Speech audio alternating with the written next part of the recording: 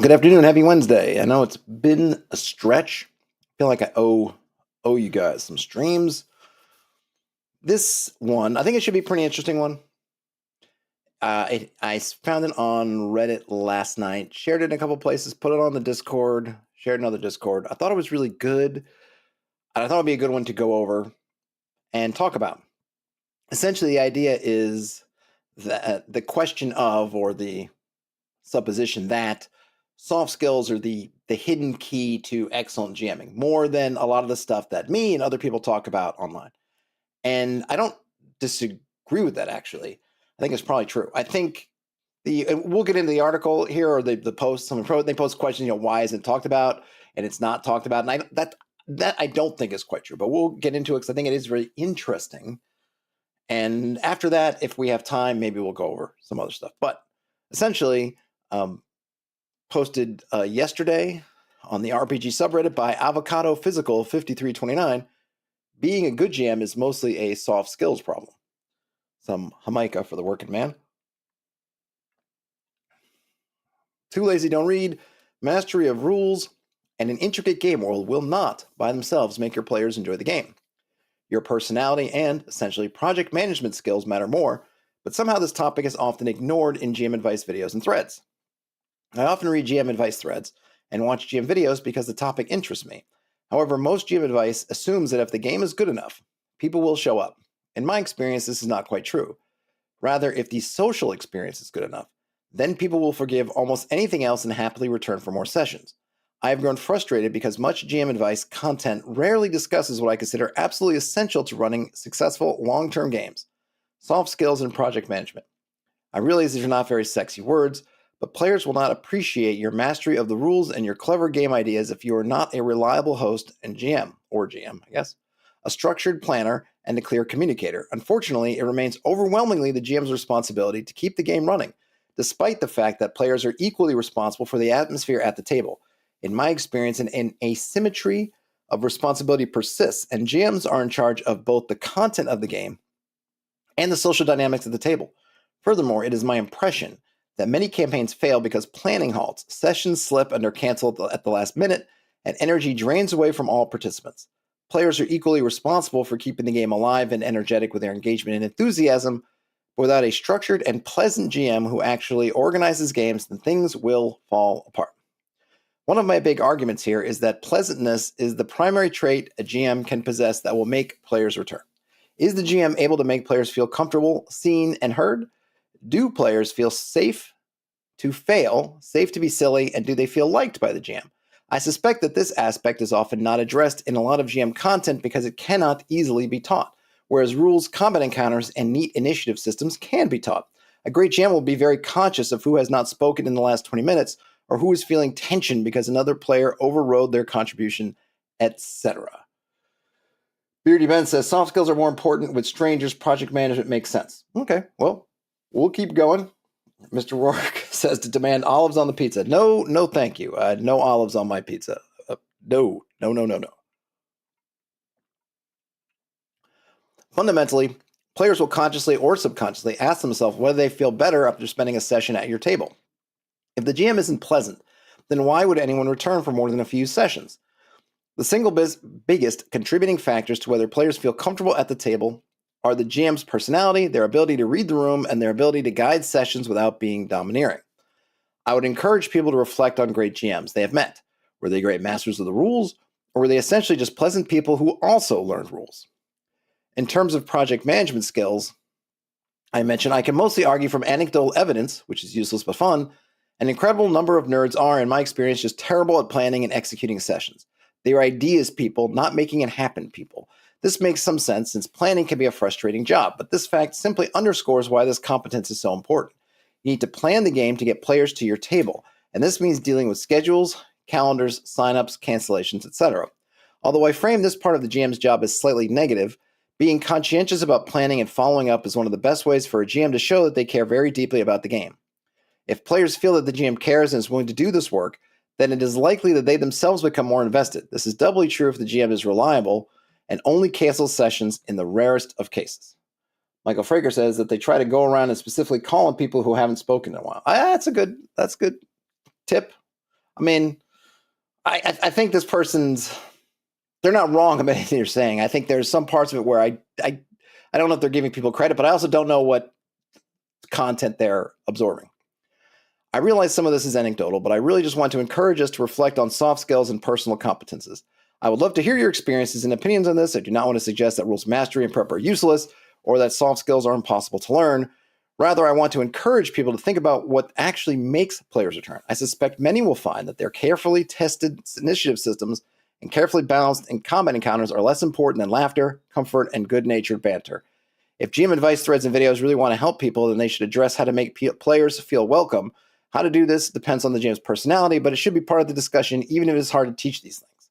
Finally, I want to end by saying that GMing is a wonderful thing to try, and I encourage everyone to do it. I realize that I may have made it sound like a lot of labor, emotional and otherwise, but all I am really saying is this: if you are a nice person, then you could probably run a fun game, especially with a little practice. It's incredibly rewarding and fun to be a game master. Okay, so I think that they're spot on with the observation about soft skills being super important. I have some issues. My issues lie not with their message. I think there's a couple of things I want to point out. I mean, I think they say it themselves, right? Why don't you see soft skills talked about more in content? And including my own. And I think the thing is that you do, but we probably don't call it soft skills. A lot of the things, of course, it's going to depend on who you're listening, watching, reading. A lot of things about, like from my angle, let's say, trying to teach folks or maybe get folks to appreciate lower prep stuff is to do things that pleasant. Now, let's go, I guess this is going to be confusing. Let's go to pleasantness, right? Like GM's pleasantness. How are you having fun as a GM? Super important. Yeah, if you seem miserable, chances are it's going to be a miserable game. If I was at a con, or if I was at a game store, or if I go to my Thursday night game and the GM, Daniel tomorrow, though we're not actually playing tomorrow, but on Thursday, if he looks absolutely mean and angry and not having a good time, first thoughts are going to be, hey, should we cancel? Hey, Krister, hey, should we cancel this game? Things don't look good, right? That would be, if I saw it at a con, I'd be like, yeah, I'm not going to play that. That person's giving off a bad energy. And sure, I don't know if seeing any videos or cons saying, hey, don't GM when you're miserable. That seems kind of self-explanatory. Yeah, you probably shouldn't GM if you're miserable. Do people need the video or the blog post saying, listen, maybe some people do. Maybe some people feel that obligation. I mean, I made that video ages ago where I tried to say, like, look, as a GM, you should not feel like all the weight of the game is on your shoulders, because that tends to make people miserable. Over prepping because you feel like, oh gosh, I have all this stuff, tends to make you miserable. So a lot of things that people will talk about outside of cool initiative systems, really what they're implying is that, hey, if you do these things or you try these things, maybe you will have more fun. And if you are getting made miserable by certain things, maybe you will not be miserable if you do that, which will, ergo, make you more pleasant when you're doing it. But we probably don't say, hey, don't be miserable. Other soft skills, yeah, they're really hard to teach. You see it all the time. Listen, you're having a problem with this happening, and hey, talk to your players. Right? How often does a lot of GM advice really end up being talk to your players? Oh, I'm having trouble. The rogue player's doing this and this and that. Talk to your players. We're saying, hey, you got to use those. That is using the soft skills. Talk to them. Do the things that are going to help you run games well and take the pressure off. I think a lot of GM advice, excuse me, is, or at least that I try to do, and I know others do as well. I'm not trying to put myself in some pedestal, is, look, take some of the burden off yourself. Get rid of those burdens as much as you can. Enjoy the fun. Have the fun. See the fun in what you're doing. And if you're not having fun doing it, don't do it. These are not, I don't think, uncommon bits of advice, right? If it's not fun, no D&D is better than awful D&D, right? If you got to find the right players. You got to find the people who you get along, who you can have that. So I think a lot of this stuff does bubble up, but nobody comes and says, hey, soft skills. And I think one of the reasons we don't is, as they're saying, practically speaking, what can I teach you about soft skills? Nothing. I don't even know. I'm not an expert in any of the fields I think that would be related to soft skills. And it becomes very kind of personal and individual in a way that saying, hey, look, if you do this, then maybe you can lessen your prep. If that's a problem for you, do this, and it can make things easier. Those we can talk about. A particular problem player, or a particular problem you have with a player that might have all kinds of history and all kinds of things going on. All I could say is, yeah, talk to him, try to keep negative emotions out of it, be open, right? Listen. But I think a lot of that stuff actually does come out. Brian says, don't drink when you're miserable. Don't GM when you're miserable. Yes, very true. So I think this stuff isn't as secret. Or why isn't anyone talking about this? I think we are, but we don't call it soft skills. We don't frame it in that way. I think we frame it in ways like, hey, how can you prep less? How can you have more fun? How can you find the fun in this thing? How can you help your players find the fun in this thing? How can you do these things that end up boiling down a bit to the soft skills area, but it's just kind of a little bit below the surface. We probably should make more of the fact, though I think we do, but it's because I've talked about this before. I know tons of folks over here. So much of it is just table chemistry. You could talk about doing this, you could talk about doing that, but it comes down to the table. And like they said it themselves, like, hey, if you have a good table and everyone's having fun, a lot of stuff can be crappy. I mean, this is kind of the whole thing. People say that, right? No D&D is better than bad D&D, but I don't even think that's true. And I don't mean it's not true from the fact that anything you do that's making you miserable is not worth doing. I think that's true. And so in that way, no D&D is better than bad D&D. I think no anything is. Yeah, I mean, people say like bad pizza is better than no pizza. I not that long ago, my wife is going gluten-free, brought back some gluten-free pizza from her workplace, and it was awful. She's like, "Oh, this isn't good." I'm like, I'll try it. Like, how bad can it be, right? Bad pizza's, bad. Nothing's, even bad pizza's pretty good. Like, no, this was terrible, terrible. But here's the thing: people have and will put up with bad pizza, or sorry, bad D&D all the time. You see it over and over again. Be in situations where there's D&D is just rotten, but they put up with it anyway. And the same way, because maybe they want to be with their friends, or they feel like there's this social contract, whatever it is. Brian says, bad pizza is better than no pizza to a starving man. Yes, that's certainly true. Beardy Ben says, yeah, finding a game setting and or system that you love, probably more important for good game sessions than pleasing your players all the time. I mean, yeah, I think that and this is funny because this came up on I think I saw, was it Threads? I don't know where it was, Blue Sky or Threads maybe, and somebody said, it's a good idea to love your setting. And I think I said the good idea. Like, to me, it's a prerequisite. Like, why, if you're running a setting that you don't love, my question would be like, why? Why are you? Why? I mean, and I guess people get roped up into, say, Forgotten Realms of D&D, but I mean, I never really run other people's settings. I just find myself more comfortable, and I find myself more driven. I am more engaged when it's my stuff as opposed to somebody else's. Okay, that's just it. Whether my stuff's, has nothing to do with the quality of my stuff, nothing to do with the quality of somebody else's stuff. I just know that, oh yeah, I'm going to be more engaged in everything and part of it is because that once you kind of get that knowledge of it in your head, like you just kind of know it. Whereas I'm never going to get there with Forgotten Realms. I don't even love Forgotten Realms that much anyway. But, love the setting you're doing, love the game you're playing. And if you don't love those things, then yeah, you probably shouldn't be doing that. But it's complicated because you may love game X, but your players only love games Y and Z. So what do? Some DM advice would be like, well, you got to just drop those players and get some new players. Like, easier said than done. And these are your friends, these are your boys you've been playing for ages. We all make sacrifices. We all say, hey, you know what? I don't love, say, D&D, right? I don't love D&D 5e, but this is what all my friends are playing, and I want to play with them. So I'm going to play D&D 5e because the fellowship part is more important than I can cap my enjoyment of the system at a certain level because I know that the fellowship part is there. But ideally you should love the things you're doing. But so much of it is really table stuff. It's table chemistry. But I can make videos on table chemistry.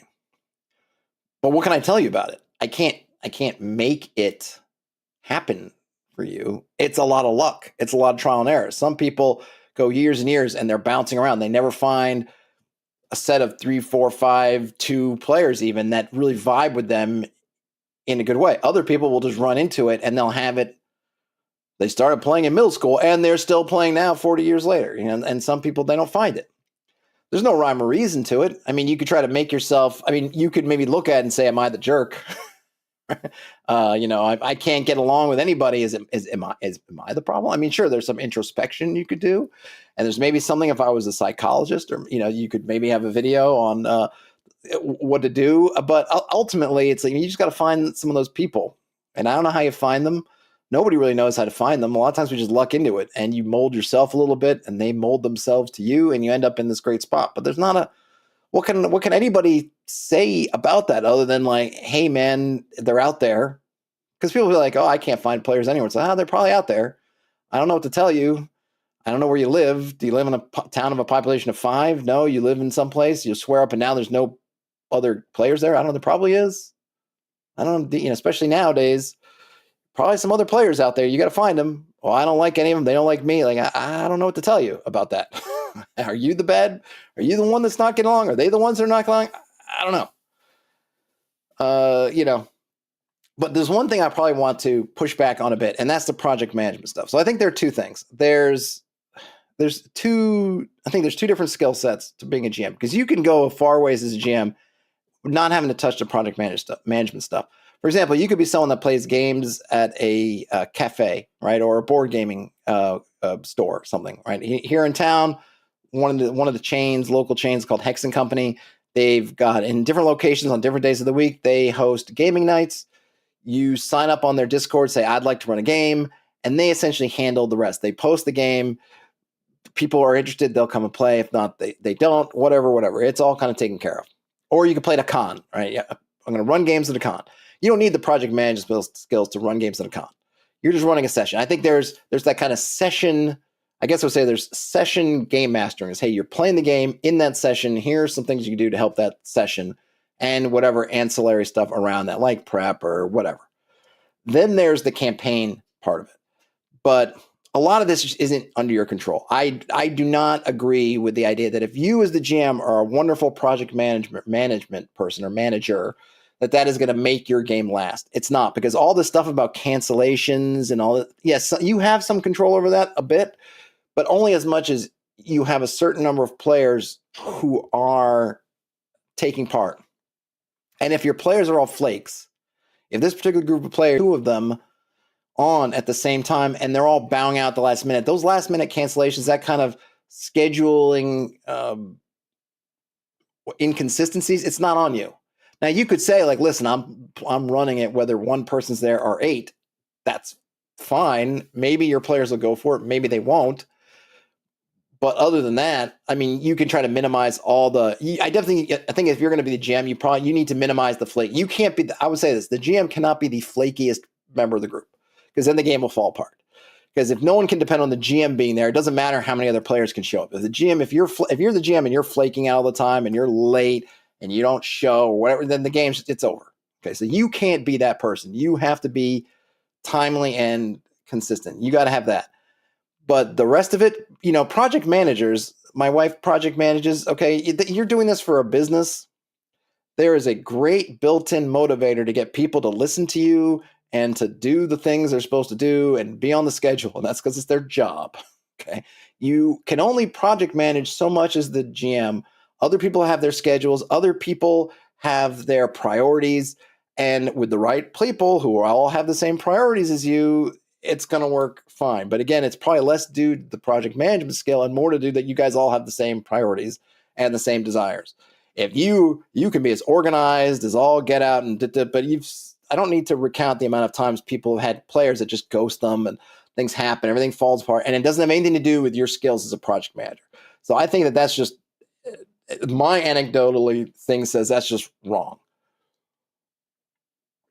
All right, got a couple of comments here. Beauty Ben says, I wonder how much of this is more applicable to online play.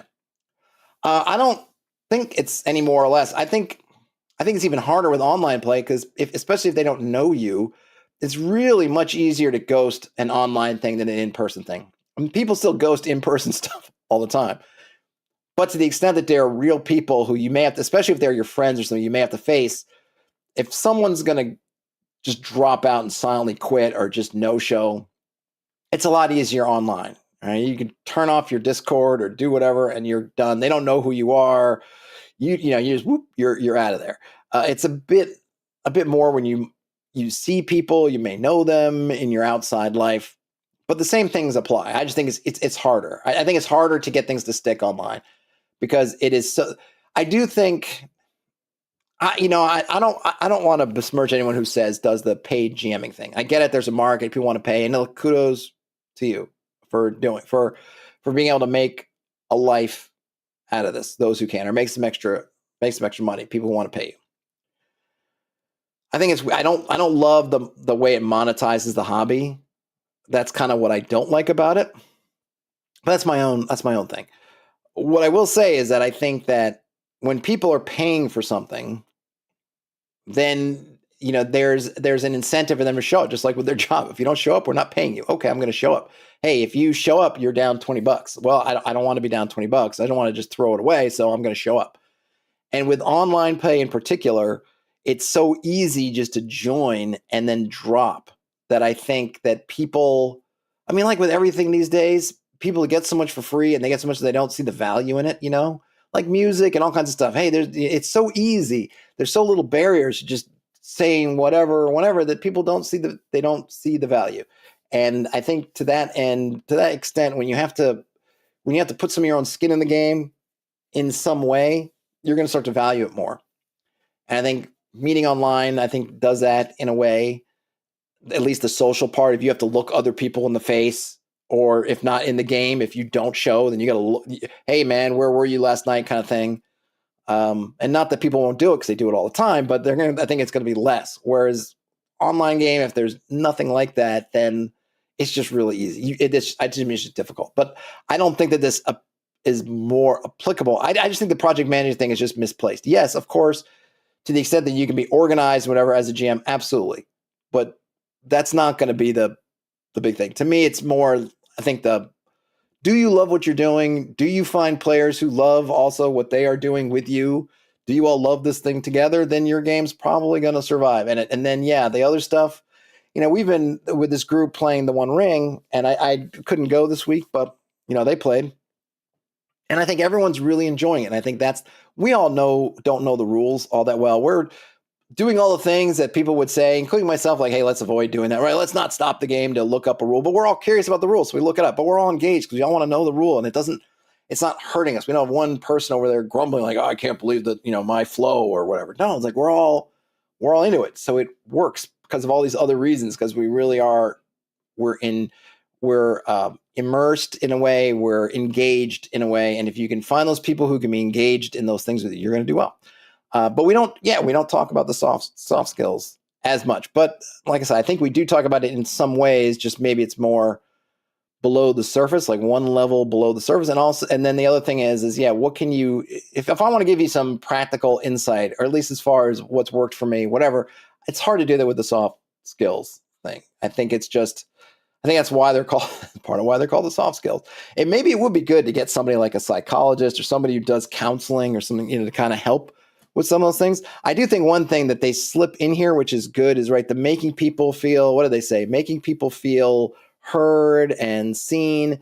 And I think these are good things too, those are things that you can work on, just like seeing people, hearing them, listening, giving them attention, like someone's coming to you. And that's just why I don't understand why certain people are so anti X cards and stuff. That's all it's about, is making people feel like they're seen and heard, and that, hey, you're acknowledging them as people, and people just want to take some, throw it in the trash. Like, what do you, like, I don't know. Like, why would you do that? I don't know, but maybe people do.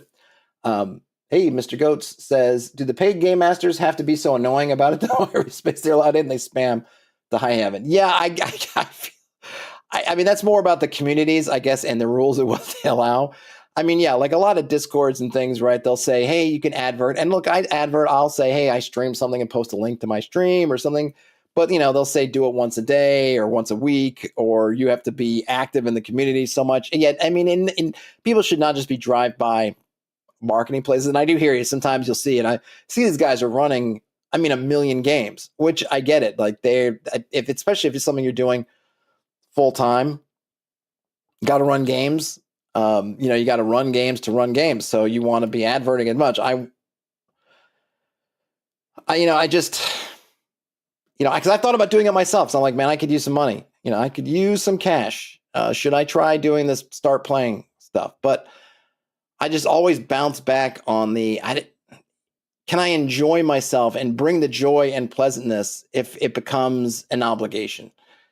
And then, what happens with the expectations of these other people who now become, if you're just playing a game and someone says we're playing Theater of the Mind, great, we're playing with minis, great, whatever. But if I'm paying, then I can have certain expectations of that game. And then it becomes this bar that you have to try to, or hoop you have to jump through.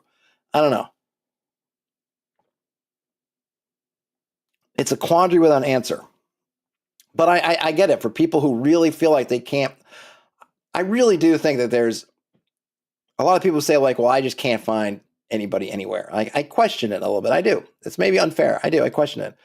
I don't know. I live in a big city, though not one that's, I don't think we have the best, say, tabletop community there is. We're a big city, but I mean, when I was a kid, there was like we had one, it was the Complete Strategist, and that was it. I mean, obviously it was a different time in terms of the penetration of the hobby into the general public, other than the Satanic Panic. But I mean, we had one gaming store that I remember. Maybe there were more. I mean, there was like stuff that was gaming adjacent. I guess Forbidden Planet was around. There was some, but it was Complete Strategist. That was it. And when I lived in Houston, we had Nans. That was the only one. I don't know how many are there now. I think Nans is still there, but there was Nans. You go to Nans. But if you find people, you have to put some effort in. I think people want it like dropped on their doorstep, like they ordered a pizza. Here you go. Here's a gaming group. So you got to go find it. Go to those gaming nights. And if you can't be bothered to go and get into the community, then I don't know that you can't be surprised that you can't find anybody, right? You got to do more than just like hit up Reddit or something, I think. I don't know. Brian says they've never been bothered or even seen Pro GM self-promoting, maybe not in the spaces. You see them a lot in the Reddits and stuff. Not a lot. I mean, they come and go. But, you'll come and I'll see someone and sometimes they do a good job of consolidating all their entries into one. It also probably depends on the subreddit. Like, I think this RPG subreddit, you'll see them more. Let's see. All right, got a bunch of stuff. Let's see. Brian says that's why they're running their next game with a $20 buy-in located at the top of a mountain. Yeah. I don't know what the right number is. Obviously, if you're going to be making your living off of it, you got to be able to earn enough an hour to justify it. So how much is that per person, per session? I don't know. And obviously people are willing to pay for it, but I don't know. Anyhow, I thought this was a really good article or post. I guess it is an article. I don't know, blog post, almost a Reddit post. I don't know that I'd say it's mostly a soft skill problem. I feel like it's really mostly a chemistry problem. Soft skills are definitely the hidden sinews, the hidden things that are tying everything together. I do think, and this is why for me, I prefer in this point, I like the more rules light kind of games because rules mastery. One, it's hard. Two, it kind of sticks you. I mean, if I went and learned Rollmaster and really learned it, I'm trying to think of whatever, insert crunchier game, not 5e, something, whatever, 5e, 2e. I am going to be less likely to play other things because I'm like, man, I just learned all this stuff. I finally understand this damn game. So I want to play this game. Now, something like BX or Cairn or whatever, like, hey, I can be loosey-goosey because there's not that much. I haven't made that big of an investment. I haven't put in all kinds of work to do it. So I'm going to be more, and it's definitely as players too. I mean, I am always interested. Even when we were playing the more crunchier games, I was always into playing new games. But I get where people could be like, you know what? I just learned this stuff. I finally did the system mastery bit that I've been hearing so much about. Can we do that for a bit? Brian says they missed the video game stream. Oh yeah, but the thumbnail looked interesting. It's a hex game. It's not a hex game. It is a. And have I got into any of the like terrain building games like Dwarf Romantic? Dwarf Romantic right now is on a super cheap sale. I've been thinking about picking it up, checking it out. They're rogue. I hear these two terms, rogue-like, which I understand, and then I've been seeing rogue-lite, which I'm not sure I understand, but maybe it's a less, what's the word I'm looking for? A gentler rogue-like, That's the only thing I can think of. The one that's in the thumbnail is called Super Fantasy Kingdom, and it's fun. And if you watch that video, Brian, I actually went through a run completely. It was at the lowest difficulty level, so no great accomplishment. But I went through with some characters I hadn't gone through before, and I made it. It's I guess an auto battler. Is that the term? I think pixel art auto battler. Yes, a game for babies. Oh, rogue light usually has capabilities that grow in each rebirth. Ah, okay. So I definitely like the rogue light. I see. Because I do like the progression part. And that's what I like about these games. You do a run, maybe you die, maybe you win, whatever happens, but you do feel like you're getting something, which is more appealing to me than when it's just like, nah, game over, start over from zero. Right? I mean, I get is Super Mario Brothers like a rogue-like? Because that's kind of what it is. Every time you however far you get, at the end of the game, you got to start over.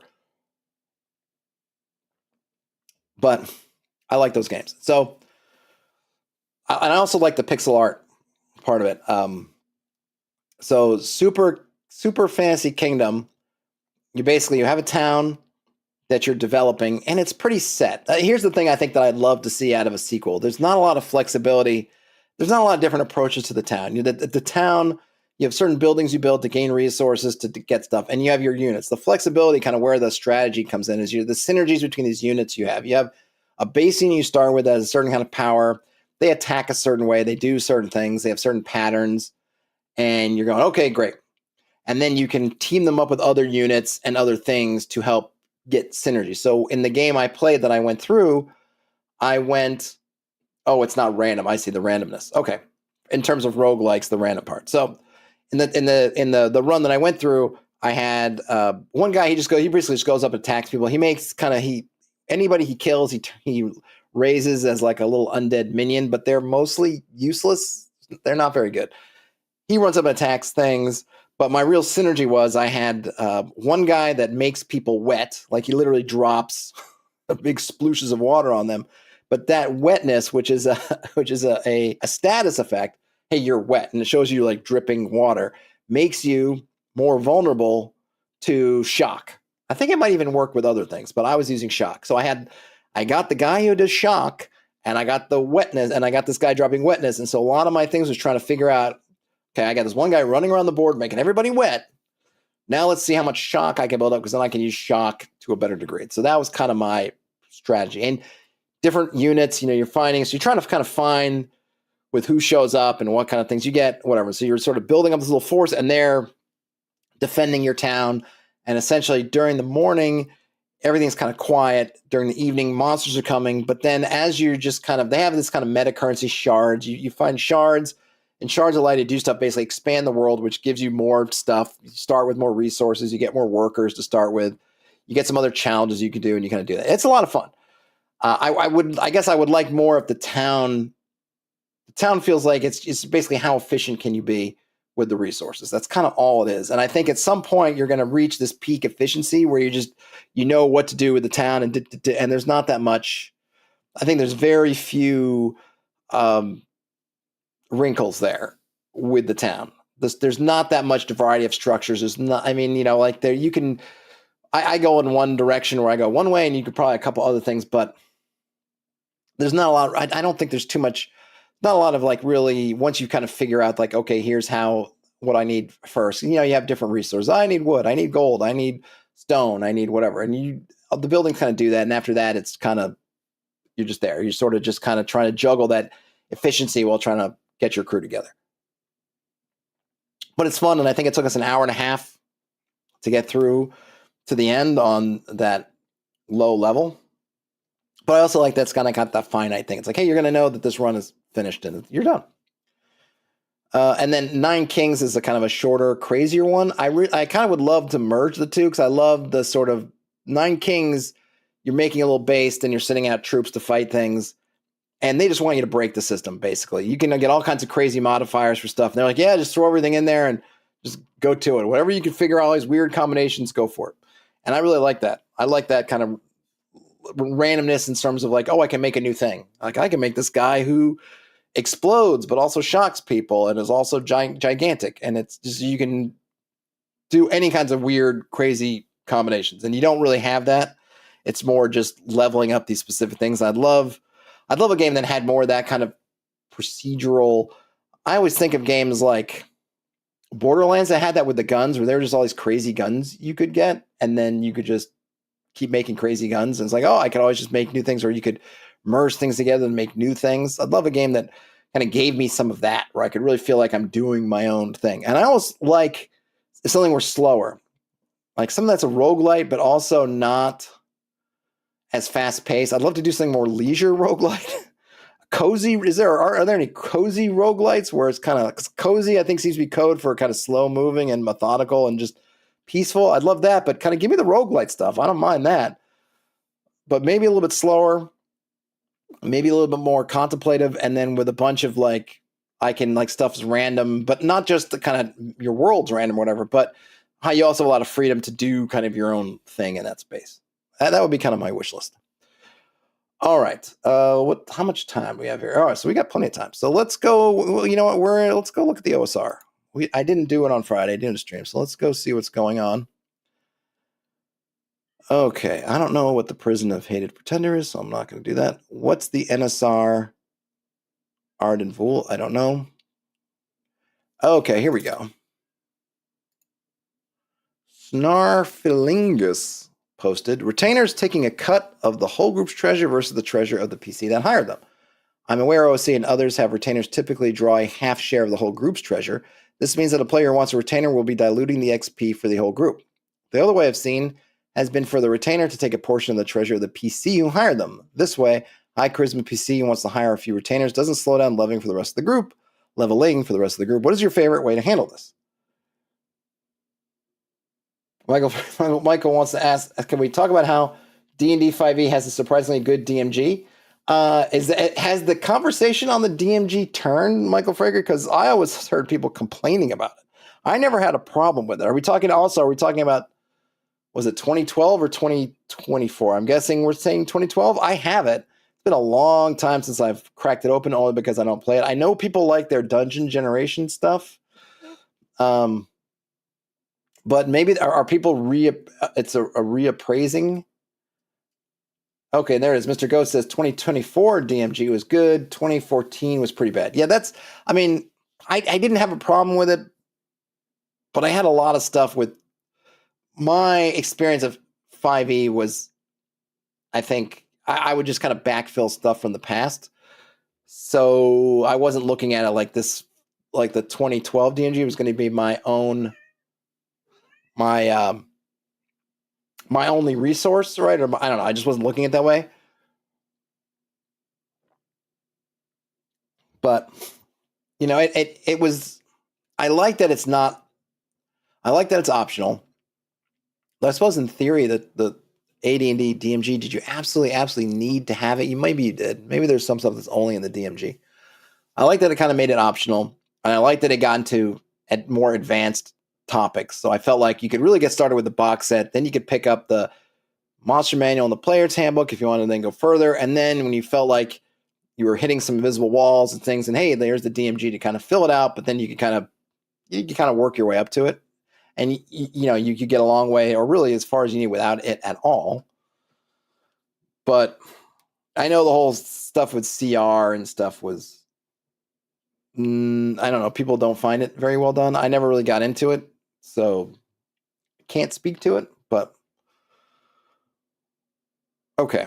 So on the group treasure versus the treasure of the PC, I think they're different approaches. I think sometimes to keep it simple, having it on so the way I've done in the past is, and again, this is probably not. Oh, Mr. Ghost says, oh yeah, it's asking, right? Because the new one, the new DMG 2024 has Greyhawk stuff, and the old one won't. So in terms of, what I've done with retainers is, I don't know if I've given them a choice. Maybe I've given them a choice. Basically, is do you want your retainers basically that they answer to you or they answer to the group? And if you want to have them answer to the group, then it comes out of the group share. If you want them to be your personal cronies, then it comes out of your share.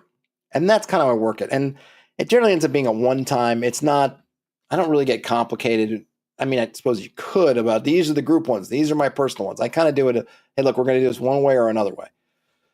And then I just go from there. I don't think for the most part I've had people complain that theirs is being diluted because retainers are useful. They absorb hits. They carry stuff. There's a lot of good stuff that they do. But if you were playing a certain kind of game, maybe as a West Marches type game or game where people are often doing things on their own, it might make more sense for them to be attached to individual PCs so that when that individual PC goes off to do something, they take their retainers with them, or if they're just not there, their retainers aren't there, so on and so forth. But, work it out with your folks. I mean, really, it's a GM. It's up to the players. Sometimes I really do think sometimes that GMs get way too into the weeds on stuff that, from the GM standpoint, who cares, right? This guy's like, hey, or this person's, hey, if you haven't gone to this dilutes the group's XP. It's like, so what? Are they complaining? Are the players complaining that it's diluting their XP? If they're not complaining about it, why do you care? Like, why do you care as a GM whether the PCs, the whole group's PCs, or just one PC is getting their XP diluted? Who cares? I don't. That's a PC problem. I mean, I really do think there's something like that's a PC problem. That's usually I do with mapping and stuff. Oh man, I'd really love to have a map. Yeah, go ahead, make one up. I'll help you. If you decide you're going to make a map, I will help you. I'm not handing one to you. That's your problem. Or the notes. I guess one of the things I grew up on, and I just kept with me, is I just had a lot of GMs from formative times is be like, did you write it down? Who's the name of this NPC? Did you write it down? No. Then you don't know. And that was it. And if people are like, oh, I can't believe it. Oh, my player, I was only, I know we played 3 weeks ago, but it's only 5 minutes in game time. Like, and I don't have any sympathy for it, including for myself. Like, I didn't write it down. I didn't think it was important enough to note. So my character did not think it important enough to remember. But that's just me. But people don't seem to play with that anymore. I haven't run any else, but that has been my experience forever and ever and ever was, listen, right? If you think it's important in the game, write it down. And don't get angry at anybody else if you don't remember. All right, systems advice for new GM. Posted by field_sleeper. I hope this isn't too long-winded, but I'm looking for advice for picking a retro clone. I recently was asked by a friend who was bit by the Stranger Things bug, who knows I like D&D, to DM some sessions. I knew the newer stuff I play, 3.5e and Forward and Pathfinder, was too complex and not going to feel like what they wanted, and none of them had ever played any kind of D&D before, so I used a rules cyclopedia I had on hand and literally just picked up and ran B1 in Search of the Unknown. They had a blast, and I may run B2 for them. Additionally, now I am looking at running it with a second group with a little more experience who is now also interested just for the old school flavor. I was hoping to pick up something to continue into after these modules that is maybe a little more fleshed out with the same feeling for that group. I think they can take it because of their experience with tabletops in general. I'm aware there are plenty of retroclone systems and rules updates, but I know very little about them. Is there one that would be easy to move to from these modules and the BECME rules? Looking specifically for something that is additive while maintaining the focus on old school dungeon crawls for treasure, races, class features, shared initiative. I honestly, here's, again, why are you making work for yourself? Hey, I ran the rules cyclopedia. Everybody loved it. I have another group wants to run it. Is anyone complaining? This stuff, what is more fleshed out? Like, what do you want that's more fleshed out? Because I would say you don't need to get a new system. You already have the system. You're enjoying the rules cyclopedia. Your players are enjoying the rules cyclopedia. You know the rules cyclopedia. Just run the rules cyclopedia. The rules cyclopedia, to me anyway, is plenty fleshed out. Plenty. I don't know what else you're looking for. The rules cyclopedia has probably got it.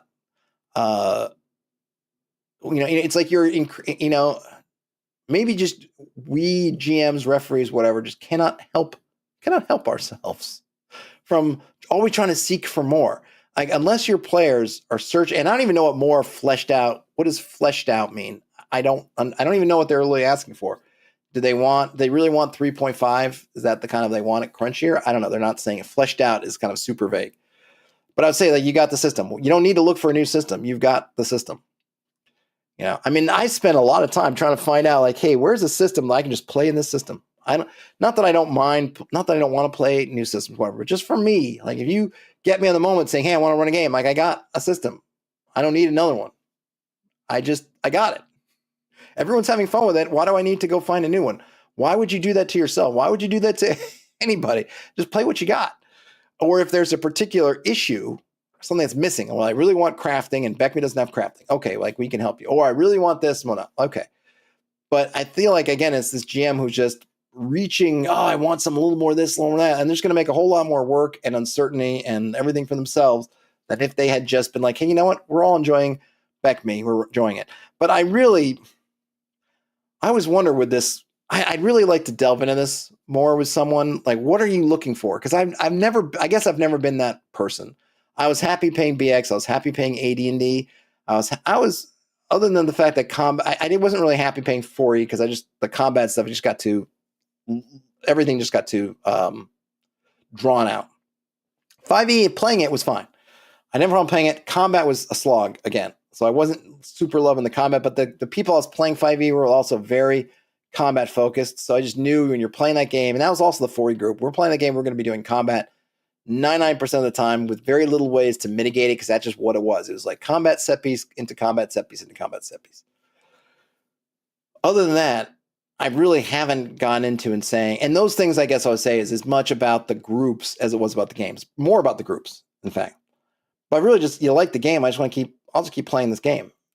You know, I never would have updated, but I got caught in the same thing I think a lot of people did, where it's like, hey, like it's the newest operating system. Like, you must upgrade because it's the latest. It's like, oh, I got to go get the latest. But, you know, it's like, no, wait a minute. I don't. Really, these aren't the same as, there's no security patch needed to run BX or BECME or whatever. Mr. Goat said, their DM does that now with writing things down part. Yeah, either pass a hard check or check your notes. I'm tired of repeating myself. Yeah, that's it. I mean, just write it down. It's not that hard. I don't know why people, like, I feel like it's not a generational thing because I get the same thing, but I just think that why is it that people have such a hard time doing this stuff now when you have more tools? Like, okay, you're playing online, just keep Notepad open in the background, and when the GM says you run into Duke Blobdy-Blah, then just write down Duke Blobdy-Blah. Or if you have your phone, like, there's so many ways to do it now that are convenient, regardless of your thing, that I just see there's like, why can't we manage to do it? Why? Okay. Yeah, I don't know. So someone recommended OSE, and he said, OSE, but OSE, how is that more fleshed out than BECME? I guess need to understand what they mean by fleshed out. Because to me, I think that BECME in terms of flesh has more flesh on it than OSE. I would think that most people would want to go from OSE or say BX to BECME because BECME adds more meat to BX, not the other way around. But what do I know? Okay, Crocman. I like that. Ooh, that's good. Nice Crocman. Oh, I like that. I like the kind of style of that one.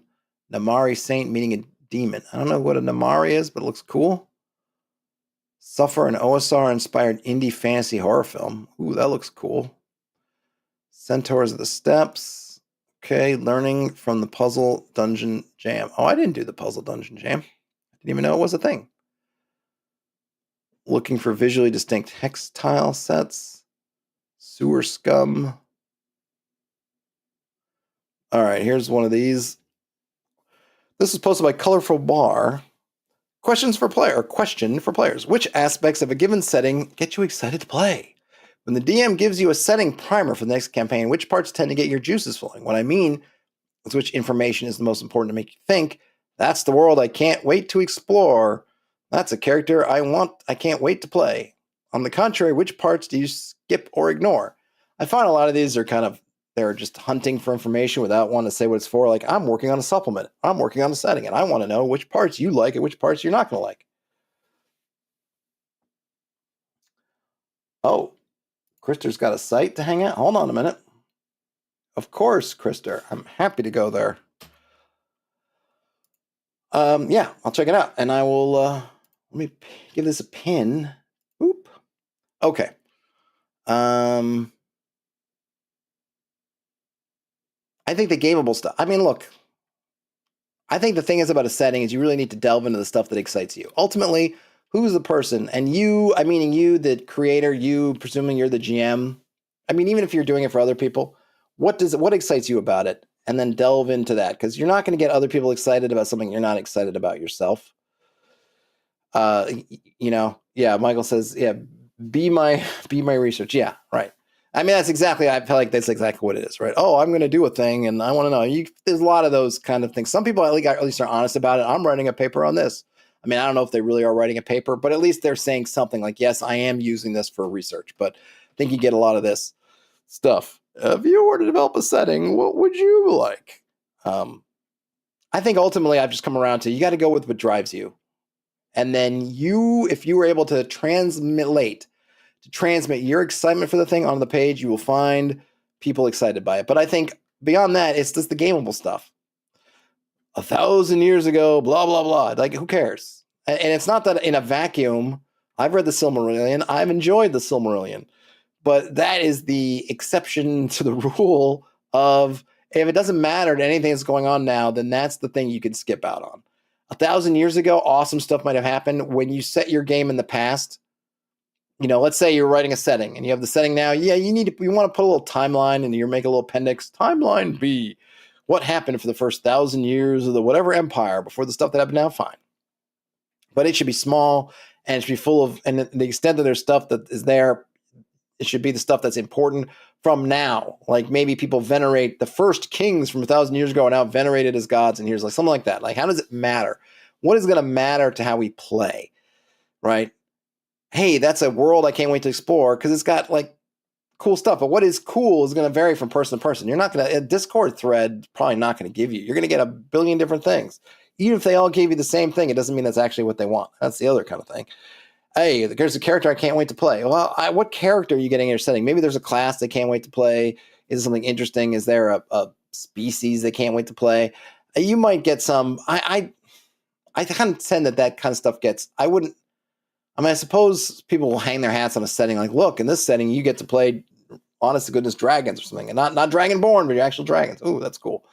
I kind of feel like that novelty has a shelf life ultimately, and that's not what drives me personally, because ultimately I'm still playing the dragon. So what's going to keep that interesting over the long haul are the same things that would keep a human-based campaign interesting. But if you're going to be dragons and lean into dragonhood, go all bore on that. Don't just throw it in your book, but really delve. But you know what? If you build it, they will come. Maybe. All right, let's see. Let's go to Krister's thing. TTRPG Hangout. I've pinned it in the chat. Nice layout, very simple. I like the hexes. Welcome to TTRPG Hangout. This site is about tabletop role-playing games, whether played online or in person. I'm down. All right, recent articles. We've got articles. Evolving NPC personalities and love system. The love system. All right. Let me see. Well, what's going to get my fancy is the 2d6 hex generation system. Is this the one you posted to the forums ages ago? Is this similar? So this generator can be used during play to generate hexes on the fly. I'm going to see. Here's you know what my hot take is? You don't need to generate your hexes on the fly. Don't do it. Stop doing it. No, you don't need to stop doing it. I think this, with the solo play element, this becomes this whole thing of like, I don't want to know anything. But honestly, here's my bit. Okay, here's my layout. What am I going to say? Okay, we're playing a game that's taking place mostly. Okay, you keep your things to yourself. All right, but most fantasy type games are taking place with at least 1,000 years of settlements, civilized, settled societies. Okay. if you look back at human history,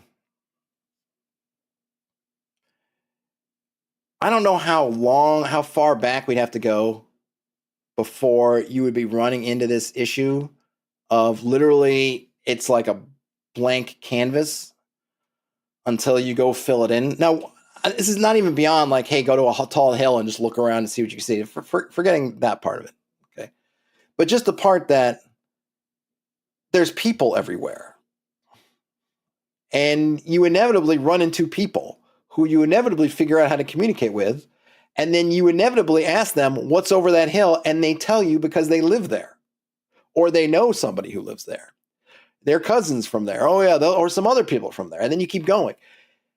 So by the time you get to, maybe if you're at year 0, you could make the argument that the world is an unknown place. But once you get in saying, like, no, there's been empires have risen and fallen, the seas drank Atlantis, and it's like people know. Now, they may not know the intimate detail, but they know that, like, oh, yeah, there's mountains there, there's woods over there, there's whatever. They know. And so for me, I would say, look, just generate your hex map so that it can make sense and it's sensible. You get water flowing in the right places. You don't get any kind of weirdness you have to deal with because you're just generating the map. And then if you want to play solo play and you want to have like this frontier is mostly unexplored or whatever, then you have all the details of the hex. Like what thing are you running to? What are the landmarks? What are the bits and bobs? Like you step into these woods. You can see there are woods there. Everybody knows there's woods there. It doesn't mean that they know what's in that bit of woods because people maybe avoid the woods. Maybe it's Mirkwood. Maybe it's a dark wood. Maybe it's a deadly wood. So they stay out. And so you get into the details. That's my thing.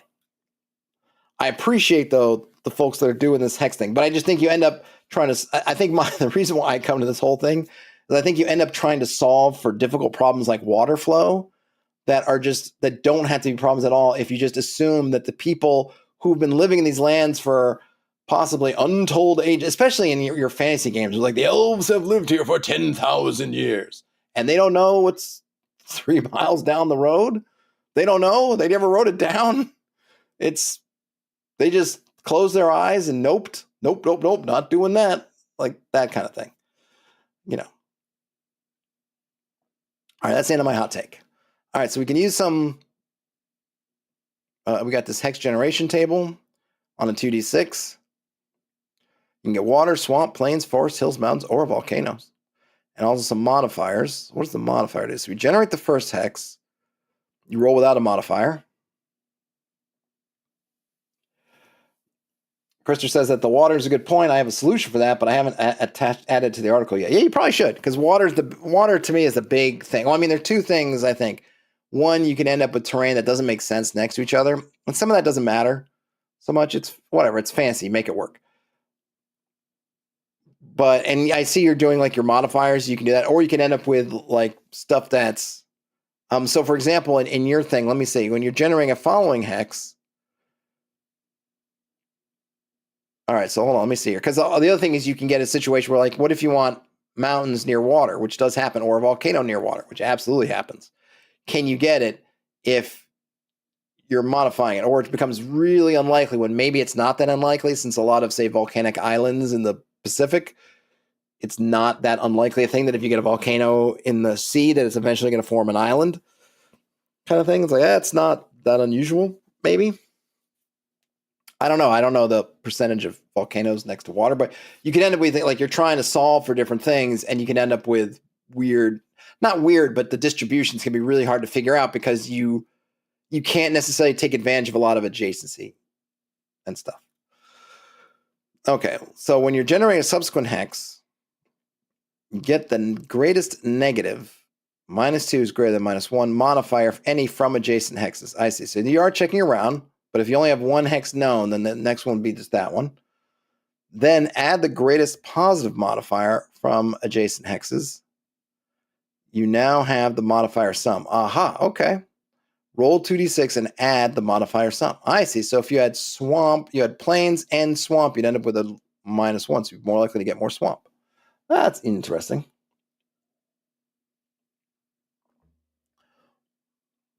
Draw the map on the terrain. We have an example. Ooh, this looks like, is this hexographer or is this One of those web ones. Second hex, third hex. This is great. Boom. I like it. I like it. This, my friend, is how campaign ideas are born. I agree. Though I do really, I do really like just my my kind of hex Tetris bit. It's just because it's fast. All right, what else we got? How much time we got left? Oh, we're at an hour. We're at an hour. All right. Let me. Can I see? Just I want to see. So we have some generators. You got the NPC generator, 2d6 hex map generator, location generator. Ooh, let's see. All right, civilization level. Okay, so here's the location generator. If you find yourself with a number of empty hexes and you want to come up with something to put in them, this article's for you. Great. So you have civilization level. Each hex should have a civilization level according to the following table, representing how civilized or populated it is. So you go from none, very little, some, above average, and high. Ooh, look at this. So you're going to roll 2d6 plus your civilization level, and then looking at the column for your terrain. So refer to the column corresponding to the terrain, then roll 2d6, add the civilization level, and then you'll get stuff like layers, vegetation, camps, water, settlements, monuments, magical. Ian, it's in an hour and they're here. Yep, and I'm going to be bailing out. Very cool. Interesting. So I like the idea that you just left some stuff blank. Like for swamps, you don't want to have a bunch of stuff in there. You got to leave it blank. Maybe fill it up with vegetation and water. I feel like you just maybe double up on some of these. Because, right, what is a swamp? If you don't find anything, it's water and vegetation. Or should the vegetation and water be a little bit different? Because they're kind of just, what is a swamp if not water, some amount of water and some amount of vegetation? So what is vegetation when you run into it? Maybe a particular thing, maybe open water or clear water, potable water. Something to make it like, ooh, we found this potable water source here. Flooded dungeon could be something in the swamp, stuff that's flooded. You could have a raised settlement, a flooded settlement. You don't have ruins here, which is another one. Ruins, I think, in swamps. Maybe it wasn't always a swamp, but now it's got ruins and now they're flooded. Maybe hauntings, bog. I mean, I don't want to get into specific encounters, but I feel like you could fill this out a little bit. And then what's dungeon 1, dungeon 2? Some of the rules, there's a number. The number represents the age of the location and will be used later. I think everything should, I almost think have the age. I don't know if I would tie the age to this. I would have the age be separate. Age 1. Oh, okay. Yeah, I think I would want to have the age. Maybe put an age modifier so that you know which one of these it is. So age 1, D20. Yeah, I like this. I like this last table a lot, but I might change it a little bit. So if your age is 1, you can't be buried. Yeah, Chris. Yeah, I know, but I think what I'd like is I feel like there's not enough I'd want more variation. I'd want everything to have a number. So I just want to completely randomize the ages so we get more than 2 or 3. Because you can have ages all the way up to 6. I'm not sure. I don't see anything. Well, there's 4. 3. Are there any 6s? I just would want the full random thing, right? Yeah, I would just want to roll a d6 for the age of everything.